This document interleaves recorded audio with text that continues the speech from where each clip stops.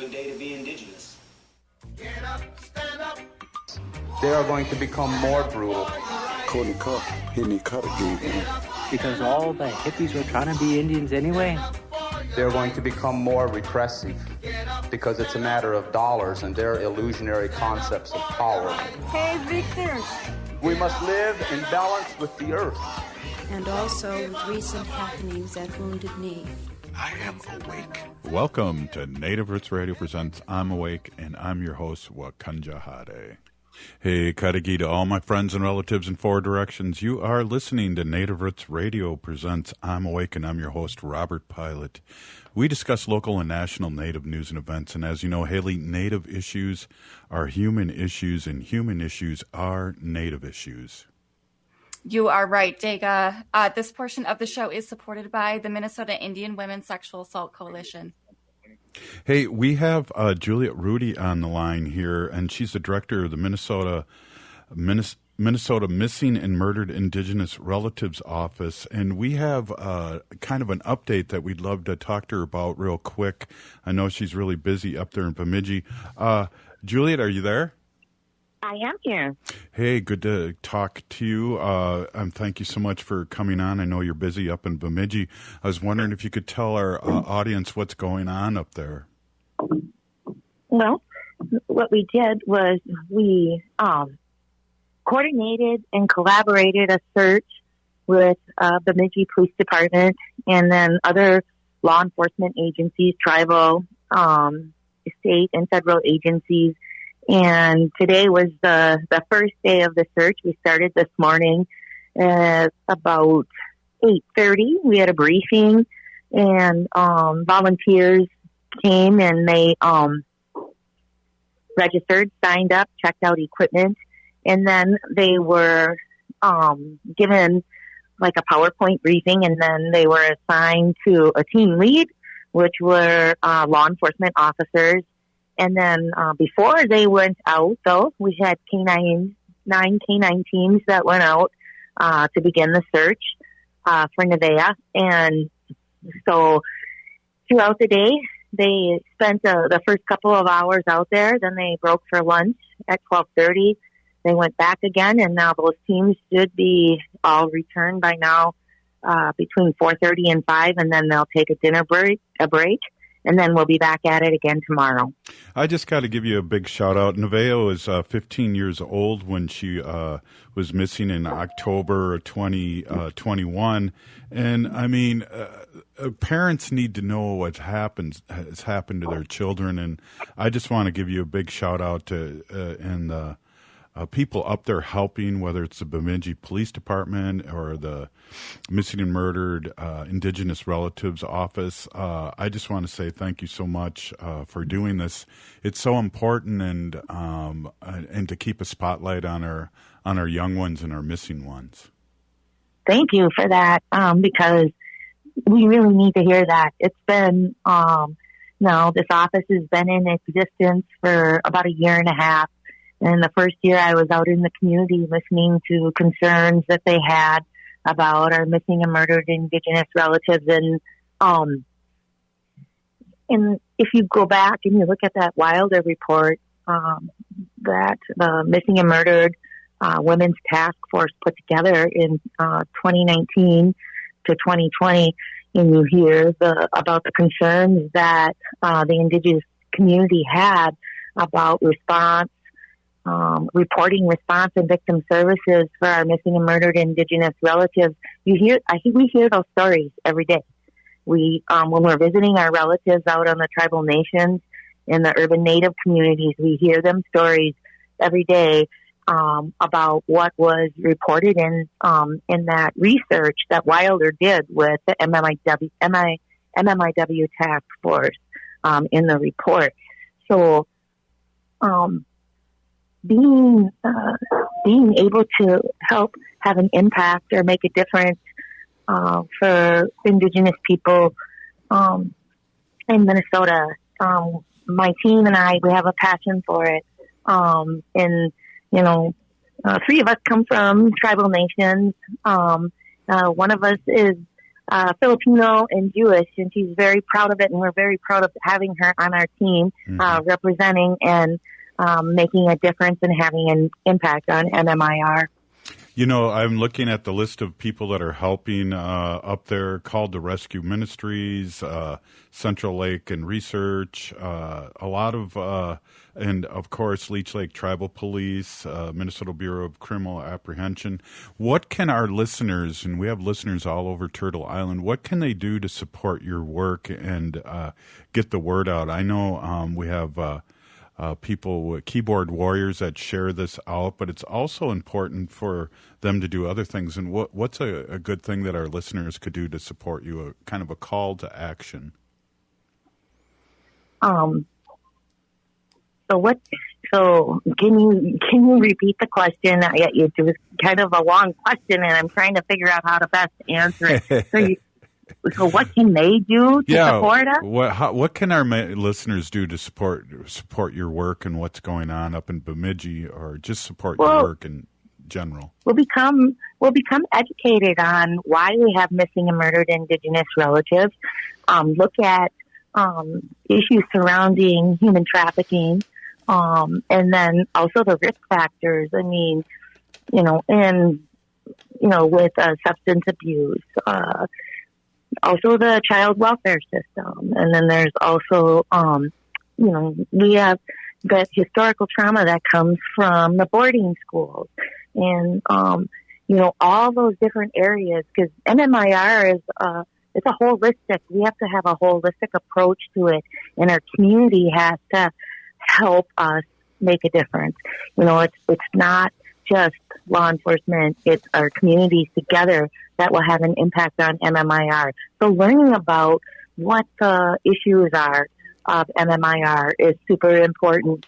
And that's kind of what our office does too. We give presentations, and there's only 4 of us, but we're doing the best we can to get out in the community, to educate the community about MMIR.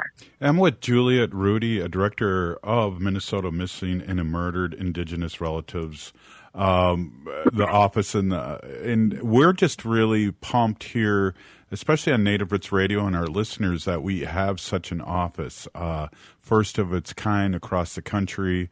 And you're small but mighty. This is a huge thing, and you're up in Bemidji. And I just want to remind my audience that's just jumping on and listening is that we're having a search for a Nevaeh Kingbird who's been missing for nearly 2 years, and it's really I just again have to commend you and your organization and the state for and the legislators for funding this very important office I'm really it's an emotional time that we have this kind of representation, but it's also kind of disheartening too when we see the news. And if this child might have had blonde hair and blue eyes, it'd be on the news every day. So I commend you and for doing this. This is just a huge thing, and I appreciate you coming on. Any last words before we let you go? Well, thank you. I'd just like to thank everybody that came up to help. Senator Kunesh came and visited and was able to get out into the field and see how we were working on the search. There's just been a lot of support. I mean, we have to thank Lieutenant Governor Flanagan and Governor Walz for signing the bill so that we could have this office, and thanking the tribal nations and the urban Native community for supporting us. So it's just an honor to be able to work to have an impact on MMIR in Minnesota. Yes, healing prayers for you. I know this is tough work, and thank you so much for stopping in. And we'll be getting updates from you every once in a while. We really appreciate you stopping in. All right, be done here. Oh. That was Juliet Rudie, Director of Minnesota Missing and Murdered Indigenous Relatives Office here in Minnesota. Hey, we'll be right back after this short break. Please stay with us. This is Native Roots Radio presents I'm Awake. If the statistics say that 1 in 3 Native women and 1 in 6 Native men have experienced sexual assault in their lifetime, it means our whole community is affected by sexual violence. 1 is too many. Don't stand by, stand up. Don't engage in acts of sexual violence, and shut down the dirty jokes, the gossip, the victim blaming and shaming. As a community, we can change the way we respond. Contact the Minnesota Indian Women's Sexual Assault Coalition to attend a workshop to learn more. Sponsored by the Minnesota Indian Women's Sexual Assault Coalition.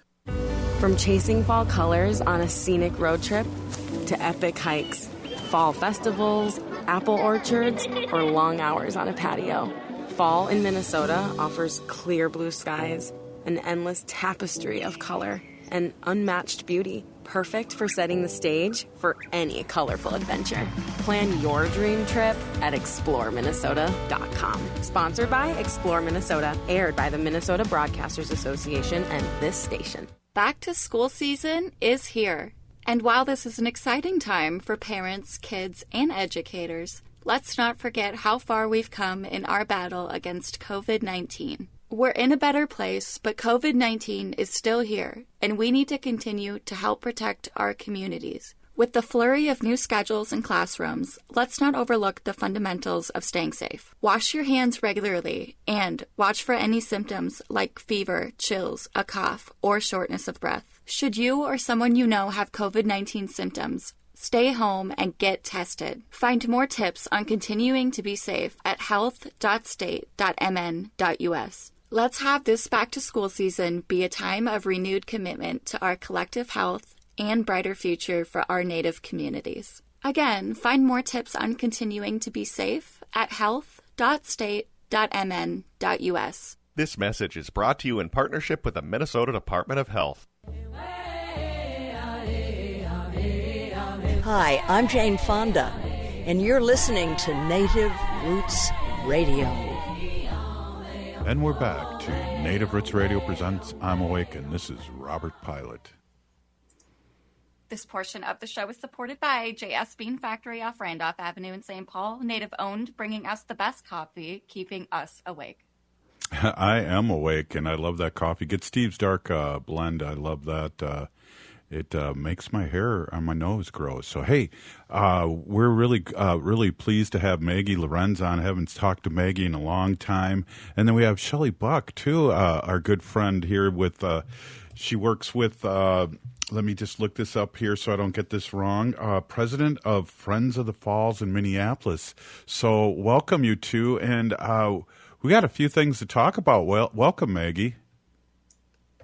Hi, good to see you, Robert. Yeah, and good to see you. So something came across my Facebook page that I'd like you to talk about a little bit, and we can get into a couple things here. I know I'm a little fired up here, and I know you are too. Let's fill our audience in what's going on in the last few days here. Well, I think there's always a lot of things going on in the community, right?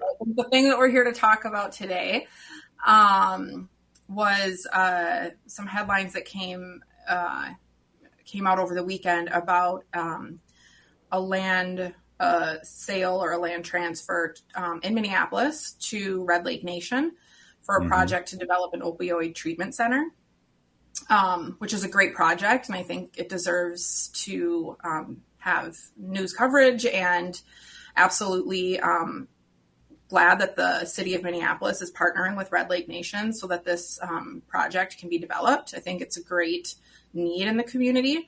And so any of my comments following are not taking away from that. So I just want to preface with that. But I think the way that it was framed with the headlines in the media was something that was jarring for me. And I think for Shelley, without speaking for Shelley, but I think that's why she's here too, and others in the community, because the headlines from both KARE 11 and Fox 9 were framing this as a land back transfer, which has two major problems, in my opinion. First is that Red Lake Nation, or the Ojibwe Nation at large, have their traditional homelands on the East Coast and their modern day communities in northern Minnesota.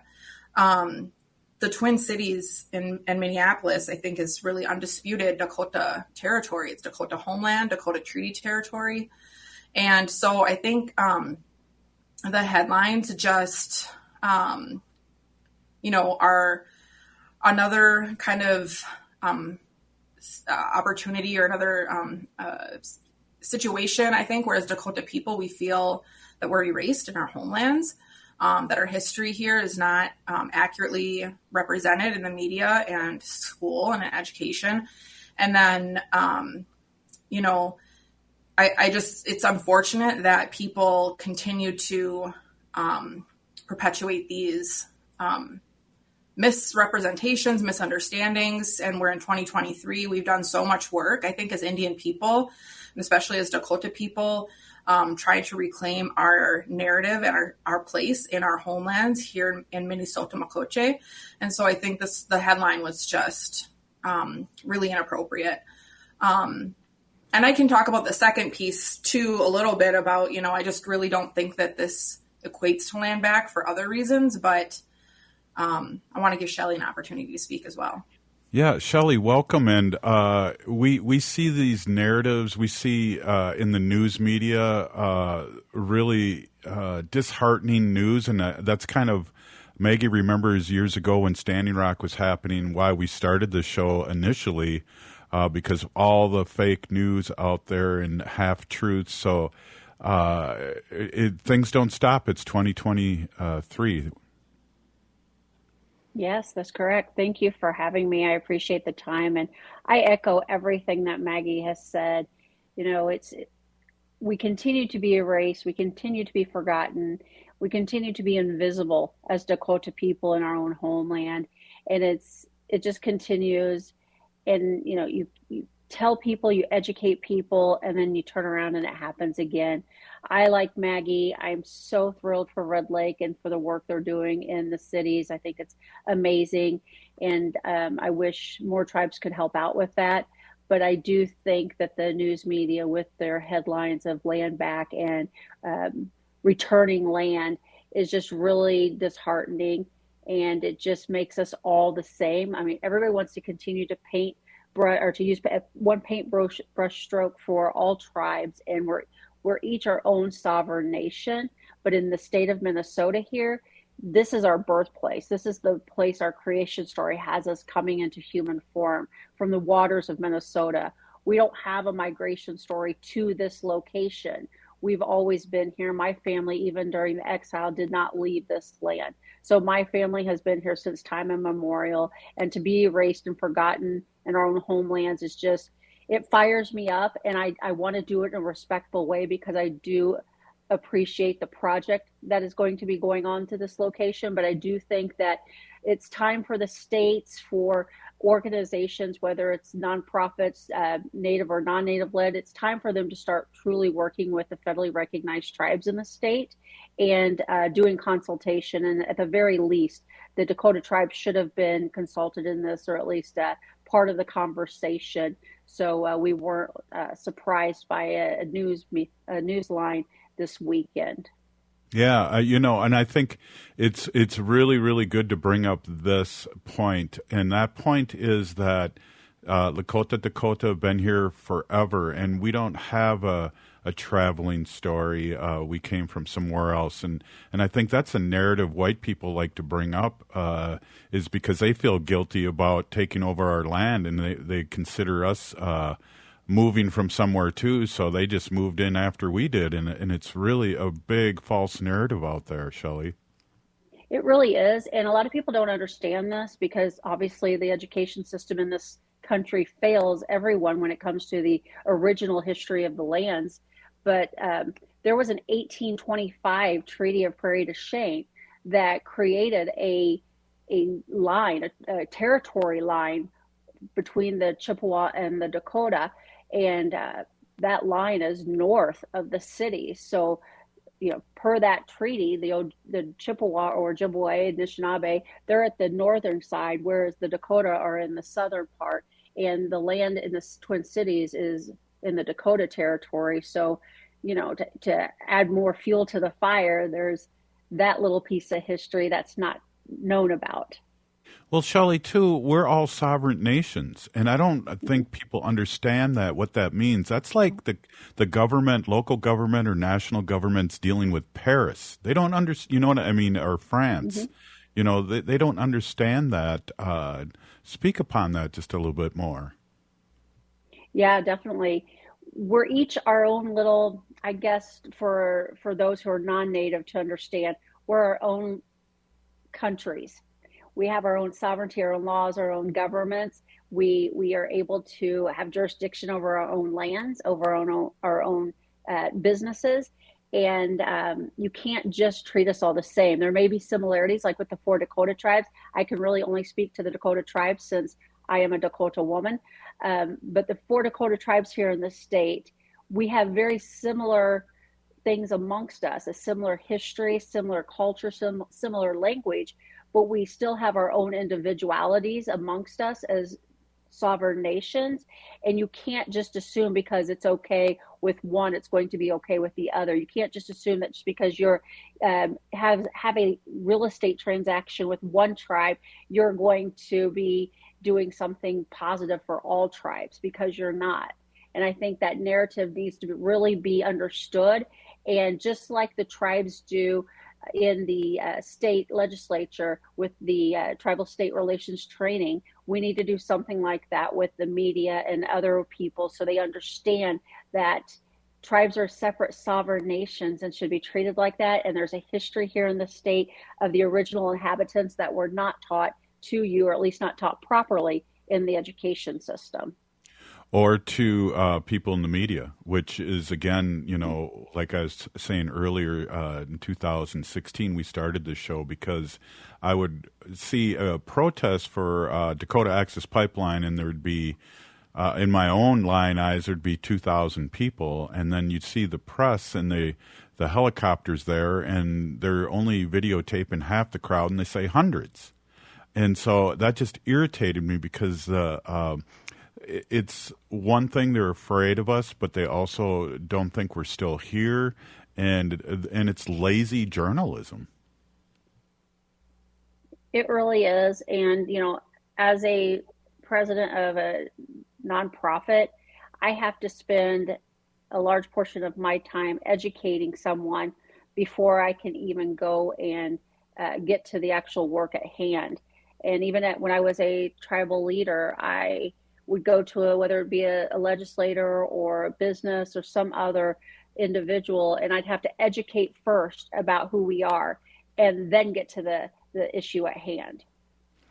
Well, and can you guys hold on for another segment? I think we're just getting into this. Hey, we're with Shelley Buck, and she's president of Friends of the Falls, and our friend Maggie Lorenz, she is here too. One of the things I'd like to talk about a little bit too is when we are asked to do land acknowledgments, we know whose land this is. It's up to our white allies and friends to do their own land acknowledgement. We can talk a little bit more about that. Hey, you're listening to Native Roots Radio presents I'm Awake, and we'll be right back after this short break.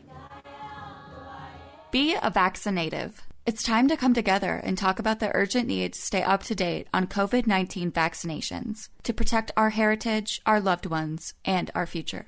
Throughout history, we have always faced challenges, and today we must protect our culture and loved ones. This is our opportunity to ensure that our tribal gatherings once again resound with joy and celebration, where the echoes of our ancestors guide our steps. It's a chance to care for our elders, cherishing their wisdom and stories for generations to come. COVID-19 vaccines are safe and effective. Let us unite, resilient as ever, and show the world the strength of the Native American community. Together, we shape a future where our traditions thrive, our children learn from our ancestors, and our people flourish once more. So be a vaccinative and learn more about staying up to date with your COVID vaccinations at health.state.mn. health.state.mn.us. That's health.state.mn.us. This message is brought to you in partnership with the Minnesota Department of Health. I love my Toyota vehicles, so when I have to get service done, there's only one place I go. Rudie Luther Toyota. They know Toyotas inside and out. It starts with them checking your alignment and tire treads with their Hunter Quick Check Drive inspection service.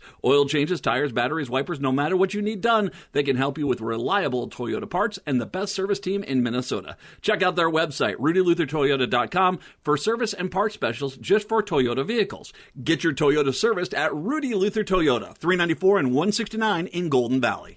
I'm Rachel Schroman, owner of Schroman Law, and I believe you deserve information. Our firm offers free quarterly estate planning seminars at our office in St. Paul.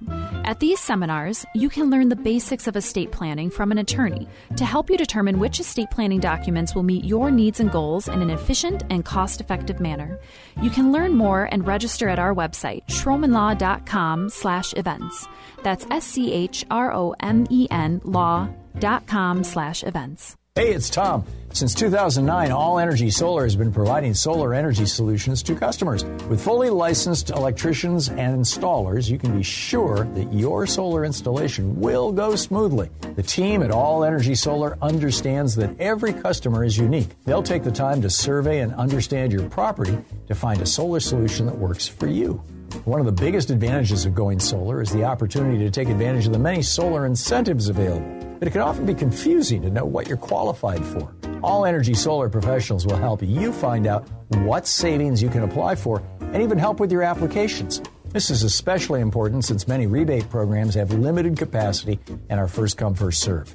So it's important to have a professional on your side who will make sure you get every eligible rebate. Get a free no-obligation assessment from All Energy Solar's commercial solar specialists by calling 800-620-3370 or visit allenergysolar.com. Bonjour, hello. My name is Wabin. I am an enrolled member of the White Earth Nation, descendant of the Navajo Nation, and co-chair of the Indigenous Employee Resource Group with the Minnesota Department of Transportation. MnDOT is hiring for a variety of positions from road maintenance to accounting and more. We offer great benefits. For more information or to set up a one-on-one resume and application assistance, visit mn.gov/careers, or you can text or call 612-257-2388. 612-257-2388. With a look at your AM 950 weather, I'm Patrick Lilio. Rainy conditions this evening, then fog overnight with a low of 59. More rain possible Tuesday with a high of 67. Vinaigrette can add the perfect complement to your next home-cooked meal. Taste test their wide selection of oils and vinegars, and they'll bottle it for you right on the spot. Vinaigrette is located at 50th and Xerxes in South Minneapolis. Check them out at vinaigrettemn.com. AM 950 KTNF, St. Louis Park, Minneapolis, St. Paul.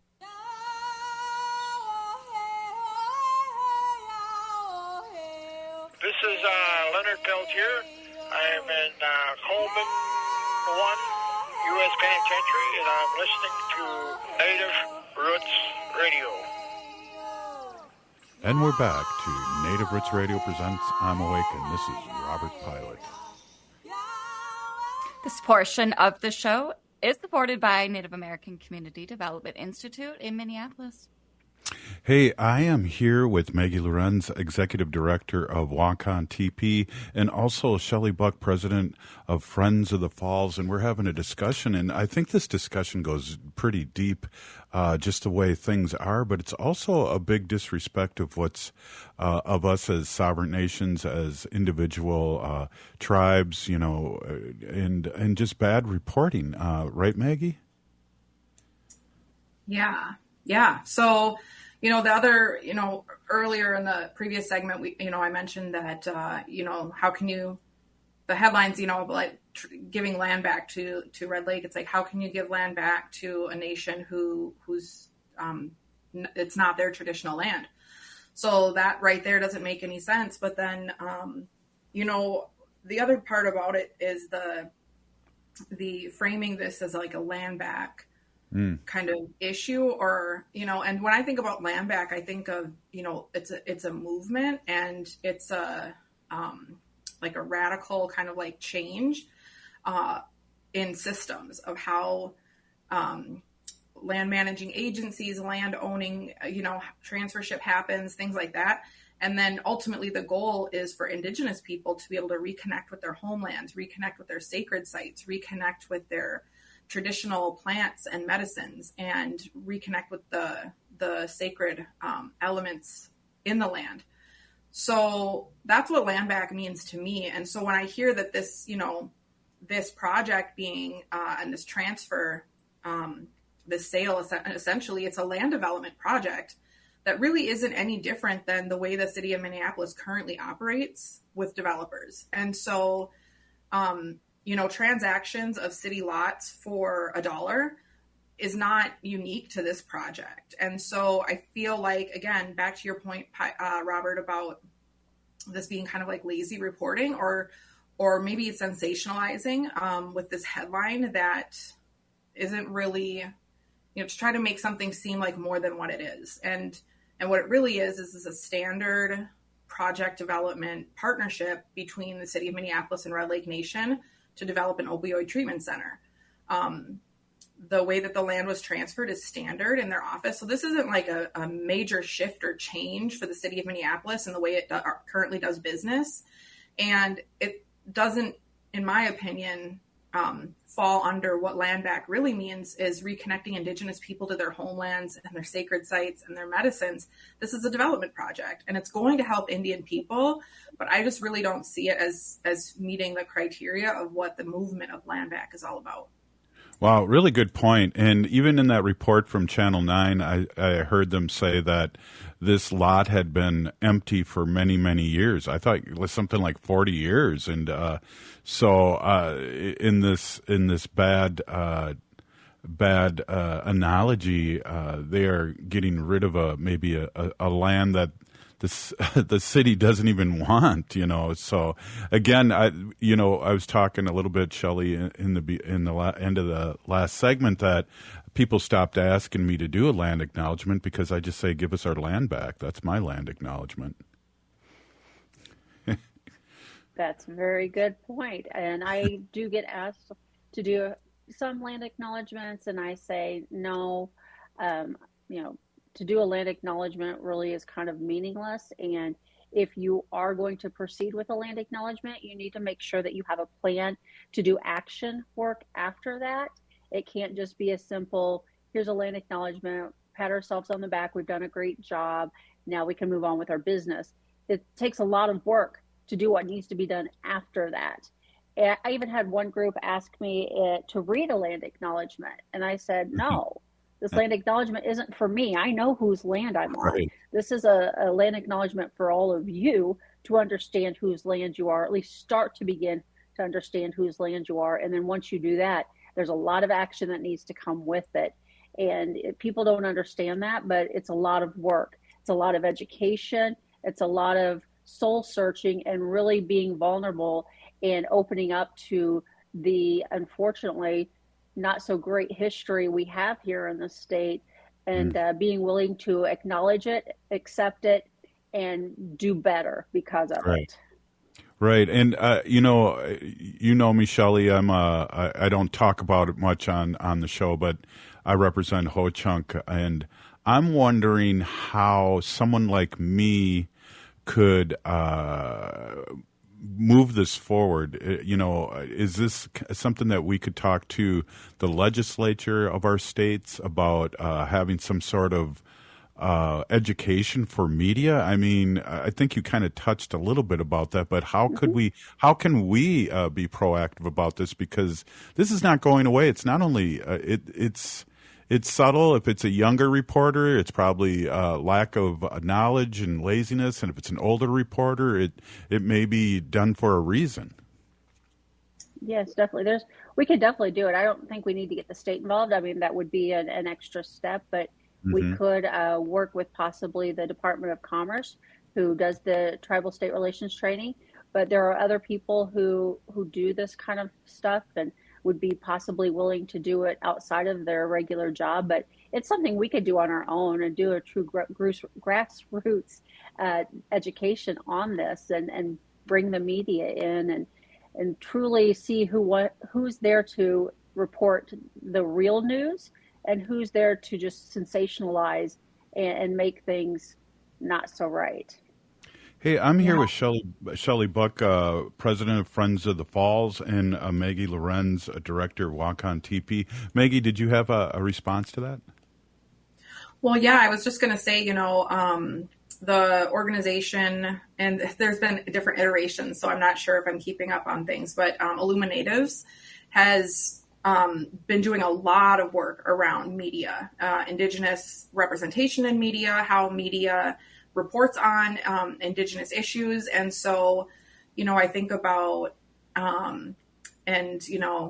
this could be something, again, that like it could be in consultation or cooperation with the tribes or the Minnesota Indian Affairs Council, maybe partnering with Illuminatives to do some kind of work here or project here in the state of Minnesota for our news media outlets. It could be partnership or collaboration with Maggie Communication, who focuses on their nonprofit on communications and reporting and journalism. So, there are different organizations and entities that I think could play a big role in how we solve this problem. But I think back to your point, definitely some more education is needed because unfortunately, the K-12 system and the higher education systems hardly scratch on the surface of Indigenous history and culture, if at all.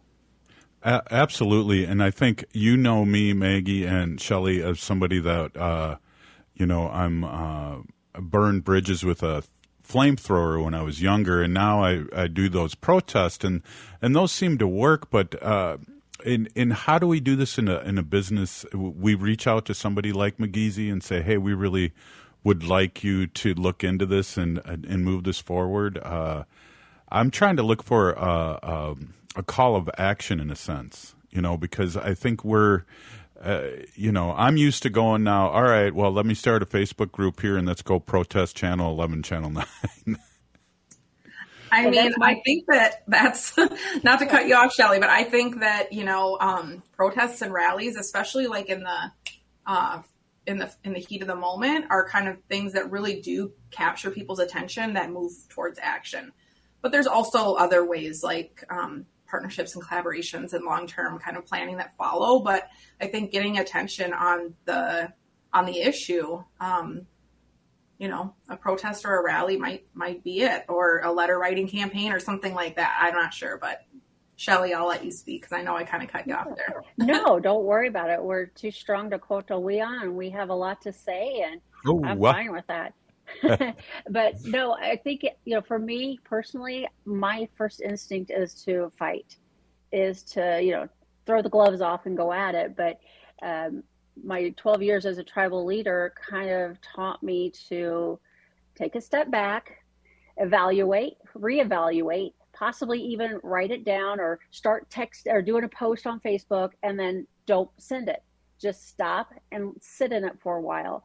And that's what I did over the weekend, because I just stewed over this all week long. As soon as I found out about it, I was on vacation. I just stewed over it the whole time. And I knew if I responded in that moment, it would be disrespectful. And I didn't want to be disrespectful, because at the root of it, like we've said, that project is an amazing project that's going to help a lot of people. And we are all for that. But the way the media has portrayed this land transfer is just not right. And, we need to do the collaborations, the partnerships. I've learned that networking is so very important for the causes that we all have commonalities with. And I think, getting those groups, and I think Illuminatives is great. And I'm glad Maggie brought that up, because they have done that work on a national level. And I think having them work with somebody like a Maggie, Maggie could learn a lot from Illuminatives, and they could really help those kids learn some really positive action items for them to take forward into their adult lives. And, doing positive things like that, and doing this just in a good way. I try not to get involved in a lot of the protests and rallies, not because I don't want to. I just know that for me, that anger, that rage, that strong person that's inside of me might come out, and I don't want it to ever be taken as disrespectful, because I do try to do things in the most respectful way. Trust me, when I'm upset with you or angry with you, or you've done something that I think is wrong, you know it without me having to yell at you or smack you in the face for it. So I think doing it in a better way is probably positive. Yeah, I've been trying to do that too, especially with my job now. And I've been people's tolerance tester and burning bridges with the flamethrower, and I've had to settle down in my 60 years of living here. Maggie, we got a minute left here. I really appreciate you guys stopping in, and I think we should follow up. I think we should talk about, frame this as media. Because there's not only are the media talking points, but they're giving the media. There's something wrong with the media, and we've always known that. And at least here on this progressive station across the country we're on, we can talk without worried about big advertisers leaving me. So I just appreciate that's frame this in a good way. Right. And just on the last thing I want to say is that somebody made a comment, an Ojibwe woman from up north made a comment on Shelley, made a post about this on Facebook. And this is just, I want to leave on this note. Her name's Irene Fulstrom. She made a great point. She said that the media's current narrative about Red Lake's recent real estate transaction is harmful to all tribes because it paints a picture of justice in action, when in fact very little has been done by the state or local governments in Minnesota to actually restore tribal homelands. Wow. I think that was a perfect sentiment and perfect way to wrap this up. Wow, we're gonna take off. We're gonna drop the mic and take off. Thank you, Shelley and Buck. Really good to see you. Maggie, Lorenz, always a pleasure. That's stay vigilant, and I really appreciate you two strong women, and I stand behind you. Thanks, Pilot. All right, we'll see you. Hey, you're listening to Native Roots Radio Presents I'm Awake, and we'll be back after this short break. Stay with us. Minnesota has the only original wolf population in the continental United States. And 80% of Minnesotans believe the wolf should be protected. Howling for Wolves is asking Minnesotans to respect our true wildlife manager, the wolf. Their survival is critical to our ecosystems, our communities, and even our economy. As highly intelligent animals with strong social bonds, Minnesota wolves deserve to be protected and admired. Learn more at howlingforwolves.org. Let's live and let howl. J&S Bean Factory is a Native-owned, community-supported, cozy, artsy coffee shop which offers roasted on-site beans, live music, and baked goods. Relax in the beautiful outside patio. City Pages writes, voted top 10 coffee shops. Tucked into a quiet corner of St. Paul's Highland Park neighborhood, this coffee shop roasts beans on-site from the best coffee-growing countries in the world. Located at 1518 Randolph Avenue, St. Paul. The good stuff. The Merity family of companies serves seniors and people with a wide range of disabilities. We provide home health care, hospice services, and accessible rental housing. This is Merity, and we'd like you to join us. We're hiring direct care professionals, CNAs, nurses, and other support services. Our mission is to provide quality, personalized services to meet the unique and evolving needs of the people that we serve. Join a Minnesota family-owned company that was founded on a history of care. Apply today at MerityInc.com/careers. Minnesotans age 65 plus might qualify for Health Partners Minnesota Senior Health Options. The plan includes personal support, coverage for medical, prescription drugs, and dental, plus over 30 extra benefits. Eligibility information is available at healthpartners.com/oneplan. Health Partners is a health plan that contracts with both Medicare and the Minnesota Medical Assistance Medicaid program to provide benefits of both programs to enrollees. Enrollment in Health Partners depends on contract renewal.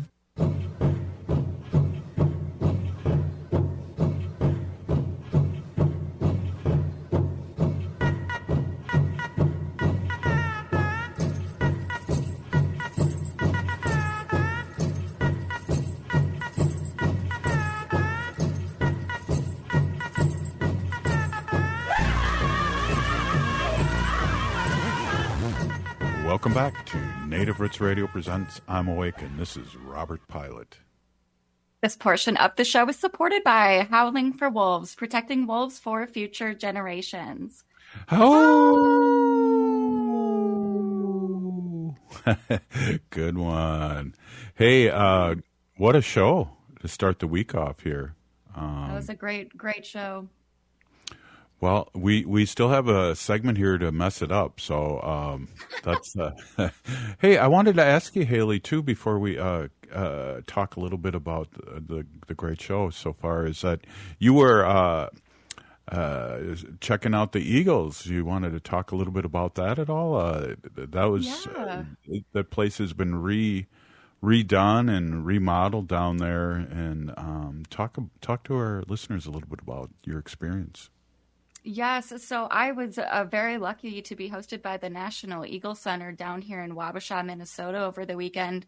I headed out there Saturday morning and attended their fall flight event that they had, their migration event for the Eagles, or the Chashups, as we know them, Robert, coming from Eagle Clan of Ho-Chunk Nation. And it was amazing. Big shout out to Ed Hahn, Director of Communications out there, for meeting with me. It was so great to meet you and check out your birds. I got to see Angel, which was a bald-headed eagle, and she was 25 years old, which totally shocked me because I'm 25. So I mean, can you imagine a bird, or, I mean, it's not even a bird. They call them, they're raptors, actually. Yeah. So a raptor being the same age as me is pretty cool. You know, what's interesting about eagles too, and we've learned this from fun facts from Wendy over the years, is that you know, they their heads don't turn white until they're like 6 years old, which I did not know. I thought they automatically were bald. Right. Well, I think that's called, so your adolescent little eagle. I believe those are the spotted eagles, right? They come in as spots and they look like white spots before their head turns white. I think they're all black. I think the spotted ones may be the golden eagles. I could be totally wrong, and now I'm speculating, and now the show is going down the tubes, Haley, because of me. I know. Now we got to do a fact check again real quick. But yeah, well, it was very cool, and a fun fact that I didn't know about Chashups or eagles. So when we talk about their diet, they don't. Raptors, such as eagles, don't consume nuts or, I guess, any type of nuts in their diet, and what they usually consume on is meat or fish and flesh. So their bite force with their beak isn't as strong as one would think. In comparison, if a human were to make a fist as tight as they can with their hand, that's about double the eagle's beak force is. And yeah, very interesting. You know what else is interesting that I learned from Wendy over the years is that, and we know this because there's eagle bone whistles, but the eagles are hollow boned, and that's what makes them lighter and fly really high. Yeah. So hey, the more learning. You know. Yeah. Well, Fun Fact Fridays with Wendy, I pay attention. On a Monday. Yeah. Yeah, right, exactly. Well, hey, I was at Powwow for Hope at the same time, and that's a powwow that has been going on for 12 years, and it was kind of not happening the last few years because of COVID, but it was a great response. Deanna Thundercloud was the MC, which is an amazing thing because I don't know how many MCs there are out there that are women that are, doing the powwows, and so good to see her. I saw State Senator Mary Kunesh do a speech, and also I won in the silent auction a applique apron and a autographed baseball too. Oh, I didn't know that. Hey, I also met someone really cool out at the National Eagle Center, Inkpamani, INKPAMANI, Inkpamani Art, and he had some of his art up on the exhibit there at the National Eagle Center. Yeah. Native, so if you want to follow him on Instagram, check out some of his work. Very beautiful colored pencil sketches as well. Do you remember, you mentioned too, I said, did you see the statue by the river? And it's amazing when you go down that part of the river, especially when it stays open down there, is that the eagle, thank you. And the eagles are down there by the hundreds and hundreds, which is amazing. But that statue that was by the river had mentioned Ho-Chunk, you said. Yeah, I'm trying to pull that up, and let's see. So that they have a statue and then a monument out there along the Mississippi River down in Wabasha outside of the National Eagle Center. And the statue is called The Leaf, and this person was born in the 1760s and became the highly skilled diplomatic leader of the Dakota Nation from the late 1790s through 1836. The son of the greatest hero of the Dakota Nation, he was recognized by the Americans as the first chief of his tribe and had such contacts with the Spanish, American, and British officials. And he also worked closely with Ojibwe, Ho-Chunk, and Sac and Fox tribes as well. Wow. Always get that, throw that Ho-Chunk in there. Definitely. Wow. Yeah. So we got a good week happening. Wendy is going to be home, so she'll be on Native Roots Radio. And I just have to end, too, that was it last Friday or was it Thursday? Must have been. It was Thursday that we met some of the sponsors of AM 950 and some of the people that. Thursday. Yeah, that advertise and some of the talent here, and it was great to see, of course, Matt McNeil and also Greg Wakan, whose show is just taking off at 10 o'clock, and it's a well-needed show because it's a lot of fun. It's about ghosts, UFOs, and all those great things, and as people probably know, or maybe they don't know about Native Americans, is we come from earth and sky, and that may mean we might be aliens here in our own land. I'm just kidding. Well, I'm curious to see if any natives out there have some good folklores or legends or scary stories that they. Scary stories would be great. Yeah, because we don't want to talk about the folklores because of those are kind of private. But maybe some scary stories that would be awesome to hear. Maybe when we sit in and host for Greg some night, we can get some scary native stories out there. Or a Halloween edition, Native Roots. Yeah, there you go.